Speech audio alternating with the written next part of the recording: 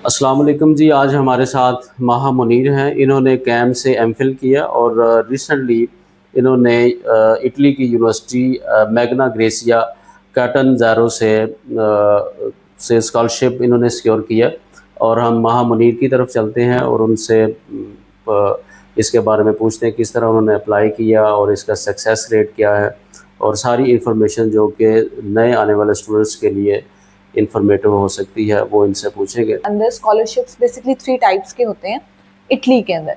PNR projects जो कि national होते हैं, गवर्नमेंट की तरफ से होते हैं, फिर यूनिवर्सिटी प्रोजेक्ट्स होते हैं और सेल्फ फंडेड होते हैं। मैंने जो है मेरा चूँकि इंटरेस्ट जो था वो कैंसर की फील्ड में था, इसलिए मैंने जो है अपना अप्लाई जो है वो सारा वो किया था, वो यूनिवर्सिटी स्कॉलरशिप्स थी कैंसर को जो डील कर रही थी। मैंने ठीक, तो दूसरा मैं आपसे क्वेश्चन ये पूछना चाहूँगा कि इस पे कौन अप्लाई कर सकता है? कौन-कौन इसके लिए एलिजिबल है इस स्कॉलरशिप के लिए? सर इसका एलिजिबिलिटी क्राइटेरिया ये है कि किसी भी ऐसे स्टूडेंट जिसने मॉलिक्यूलर बायोलॉजी या बायोटेक्नोलॉजी या बायोमेडिकल साइंसेस के अंदर अपना एमफिल किया है, हुँ, हुँ। वो इसमें अप्लाई कर सकता है। सही है। जो मॉलिक्यूलर बायोलॉजी जिसने की है या बायोटेक्नोलॉजी की है, माइक्रोबायोलॉजी की है, जी, वो इस फील्ड में बेसिकली बायोमेडिकल की किसी भी फील्ड से हम कर सकते हैं इसमें। जी, ठीक होगा। तो इसके लिए रिक्वायरमेंट्स क्या हैं?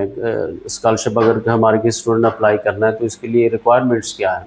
अब इसकी जो इटली की मोस्टली स्कॉलरशिप्स हैं उसकी एक तो सबसे अच्छी बात ये है कि हमें आइल्स, जीआरई, टॉफल इस तरह के कोई भी जो हैं वो टेस्ट नहीं चाहिए। हुँ, हुँ। हम अपने डिपार्टमेंट से अपना प्रोफिशिएंसी सर्टिफिकेट जो है वो इशू करवा सकते हैं। हुँ, हुँ। और इसके अलावा जो है वो आपके पास रिकमेंडेशन लेटर्स होने चाहिए अपने 2-3 से मैक्स 2 प्रोफेसर्स के, वेल एंड गुड अगर आपके पास 3 हो जाएँ और अगर आपका जो है सीजीपीए मैक्सिमम भी जो है वो 3 से ऊपर होना चाहिए।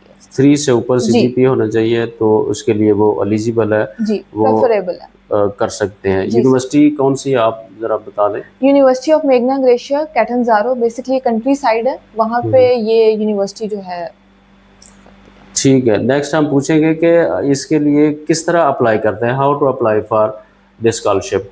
बेसिकली जो इटालियन यूनिवर्सिटीज़ हैं इनकी कॉल्स ओपन होती हैं और मेरी यूनिवर्सिटी की स्पेसिफिकली जून के एंड पे एंड जुलाई के स्टार्ट में कॉल्स ओपन होती हैं। हुँ, हुँ। डिफरेंट पीएचडी के उसमें जो हैं वो सब्जेक्ट्स होते हैं उसके अंदर ओपन होती हैं।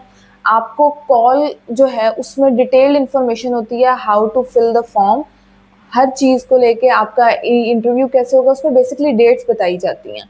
और आपको इटालियन यूनिवर्सिटीज़ में अप्लाई करने का ये होता है कि आपके मार्क्स लगते हैं। अगर मेरी यूनिवर्सिटी की बात की जाए तो इसमें कॉल में बताया गया होता है कि आपने जो ई इंटरव्यू होगा आपका इलेक्ट्रॉनिक इंटरव्यू वो कैसे देना है, सारा कुछ आपके प्रोजेक्ट्स कैसे हैं उनको डिफाइन किया जाता है और उसके बाद आपने उन कॉल को देखते हुए अपने फॉर्म्स को बहुत ध्यान से फिल करना होता है। अगर हुँ, क्योंकि बेसिकली स्टूडेंट्स जो सबसे ज़्यादा गलती करते हैं वो ये करते हैं कि वो सेल्फ फंडेड पे भी कर देते होते हैं जिसकी वजह से हमें स्कॉलरशिप नहीं मिलता। सही फिर है। हमें वहाँ जाके उनके अलग प्रोसेस से गुजरना पड़ता है जिससे हम स्कॉलरशिप को विन करते हैं। वैसे ही। जी। तो किस तरह मतलब कुछ साइट है जिस तरह कुछ स्टूडेंट उसको ओपन करें और वो यूनिवर्सिटी या डायरेक्ट यूनिवर्सिटी को हम टारगेट करेंगे और फिर अप्लाई सर करेंगे? डायरेक्ट यूनिवर्सिटी को टारगेट किया जाए, मेरी जो यूनिवर्सिटी है यूनिवर्सिटी ऑफ मेघना ग्लेशियर इसकी अपनी वेबसाइट है, हुँ, उसके हुँ। ऊपर ऑल न्यूज़ेस के नाम से कॉल्स आती रहती हैं। सही। फॉर एग्जांपल आजकल जो कॉल्स ओपन हैं वो मैनेजमेंट के रिलेटेड पीएचडी के लिए ओपन है, हुँ, तो ये हुँ। By the end of June जो है ये ओपन होंगी और इसमें हम इसकी कॉल को डिटेल से पढ़ते हैं। इसका पूरा टाइम स्पैन जो होता है मैक्सिमम भी सितंबर तक होता है। सितंबर तक। तो जी। ये बड़ी अच्छी बात इन्होंने बताई है कि ये जून के एंड पर ये स्कॉलरशिप ओपन होते हैं और स्टूडेंट इसमें अप्लाई कर सकते हैं। तो दूसरा हम आपसे ये पूछना चाहेंगे कि इस स्कॉलरशिप जो विन करते हैं और फिर वहाँ पे जाते हैं तो इसका अकोमोडेशन वगैरह का क्या क्राइटेरिया खुद अरेंज करनी पड़ती है या यूनिवर्सिटी प्रोवाइड करती है? सर मेरी यूनिवर्सिटी की एक जो सबसे अच्छी चीज़ ये है कि इनकी अपनी कम्युनिटी है, यूनिवर्सिटी ऑफ मेघना ग्लेशियर रेजिडेंस फाउंडेशन के नाम से इनकी कम्युनिटी है, हुँ, हुँ। जिसमें आपके हॉस्टल्स हैं, हुँ। आपको जो है ब्लॉक्स मिलते हैं जिसमें 2 रूम्स होते हैं और जो है वो सेपरेट रूम्स होते हैं सिंगल बेड और उसके साथ आपको जो है शेयर्ड किचन और बाथ मिलता है। ठीक हो गया। ये भी हम जानना चाहेंगे कि जो स्टूडेंट स्कॉलरशिप विन करते हैं तो अमाउंट ऑफ स्कॉलरशिप जो है वो कितनी है?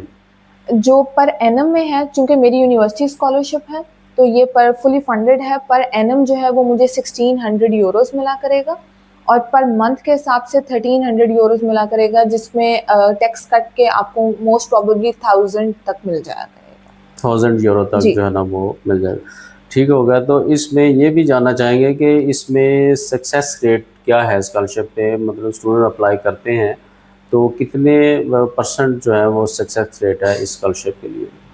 मेरी यूनिवर्सिटी का सर सबसे अच्छी चीज़ एक तो ये है कि एक तो ये कंट्री साइड है, जिसकी वजह से ज़्यादातर लोगों को नहीं पता इस यूनिवर्सिटी का, और जिनको पता है तो वो कंट्री साइड समझ के बहुत कम अप्लाई करते हैं, जिसकी वजह से इसका सक्सेस रेट बहुत ज़्यादा है।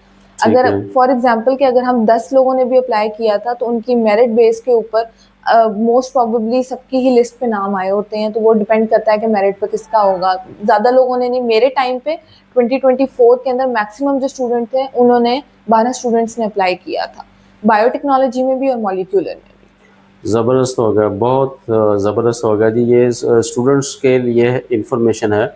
मैग्ना ग्रेसिया जो यूनिवर्सिटी है इटली की, वहाँ पे स्टूडेंट अप्लाई कर सकते हैं जिन्होंने भी एमफिल किया है मॉलिक्यूलर बायोलॉजी में, बायोटेक्नोलॉजी में, माइक्रोबायोलॉजी में, इवन ज़ूलॉजी और बॉटनी, लाइफ साइंसेज के सब्जेक्ट्स में जिसने भी एमफिल किया है तो वो इस पे अप्लाई कर सकता है। बहुत बहुत शुक्रिया थैंक यू सो महा, मच आपका, सर। आपने हमें टाइम दिया और आपके लिए बेस्ट विशेस। आप अच्छे तरीके से पीएचडी करें विद इन ड्यू टाइम और वापस आकर आप अपने कंट्री को सर्व करें। Thank you so much sir, आप लोगों के लिए भी जो आपने हमें इतना मोटिवेट किया इसके लिए।